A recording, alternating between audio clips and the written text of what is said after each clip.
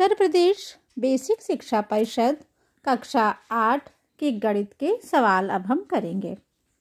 कक्षा 8 की गणित का इकाई 7 है युगपत समीकरण। सबसे पहले हम ये जानेंगे कि युगपत किसे कहते हैं। युगपत का अर्थ होता है साथ साथ होना, अर्थात ऐसा समीकरण जिसमें चर और अचर राशियां एक साथ होती हैं उसको युगपत समीकरण कहते हैं। जैसे कि ये समीकरण दिया है x + 2y = 7, जिसमें x और y ये चर राशियां हैं, 2 और 7 ये अचर राशियां हैं, ये एक साथ हैं, अर्थात ये युगपद हैं। और दो समीकरण ऐसे हों जिसमें कि एक समीकरण से प्राप्त x का मान या y का मान दूसरे समीकरण के x के मान या y के मान को संतुष्ट करता हो, अर्थात समीकरण 1 से जो x का मान आ रहा है यदि उसको दूसरे समीकरण में रखेंगे तो उसका मान वही आना चाहिए जो समीकरण 1 में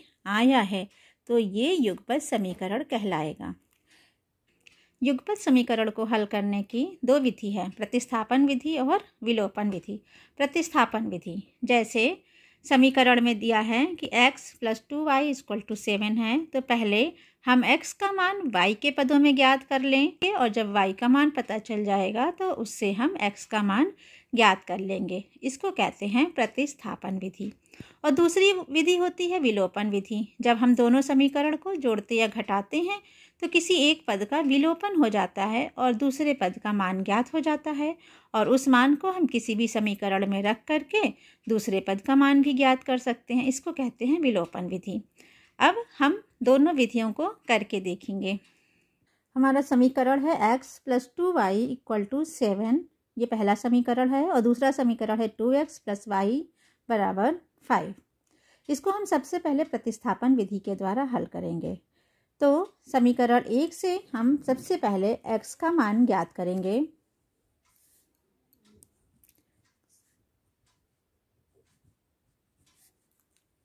तो हो जाएगा x = 7 - 2y। क्यों?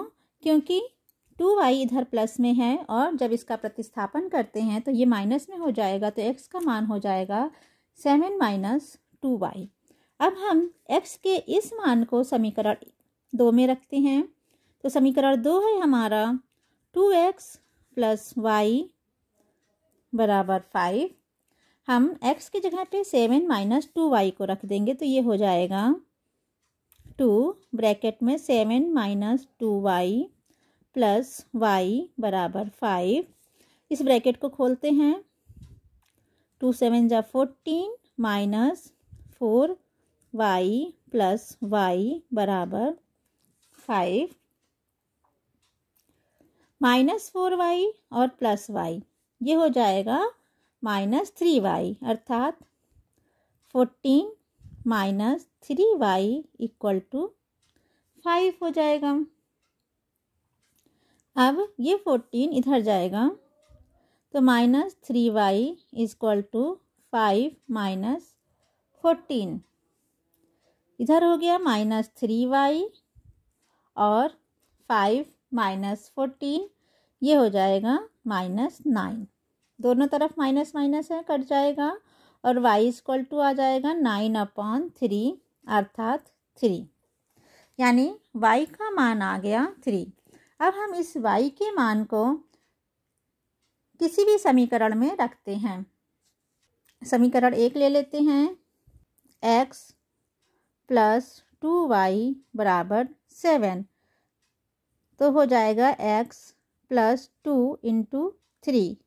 क्यों? क्योंकि y = 3 आया है = 7, तो x + 6 = 7, अर्थात x का मान हो जाएगा 7 - 6 यानी कि 1।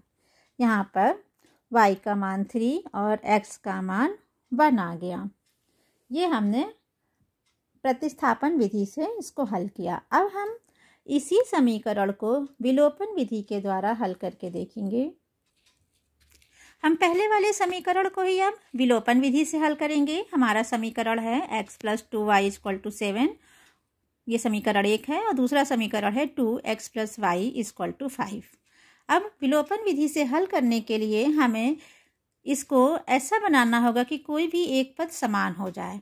यदि हम समीकरण 1 में 2 से गुणा कर दें तो ये हो जाएगा 2x, और सेकंड समीकरण में 2x लिखा हुआ है।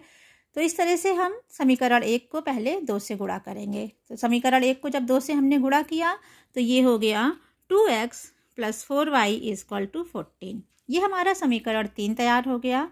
इस समीकरण 3 में से अब हम समीकरण 2 को घटाएंगे। देखिए दोनों समीकरण को हमने एक साथ लिख लिया है। तो दोनों में हमारा पहला पद 2x है और दोनों को हम घटा रहे हैं। समीकरण 3 में से समीकरण 2 को घटा रहे हैं तो निशान बदल जाएंगे।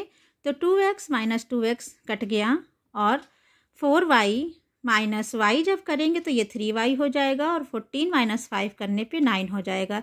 इस तरह से हमारी y की वैल्यू 3 आ जाएगी और इस y के मान को हम किसी भी समीकरण में रख करके x का मान ज्ञात करेंगे।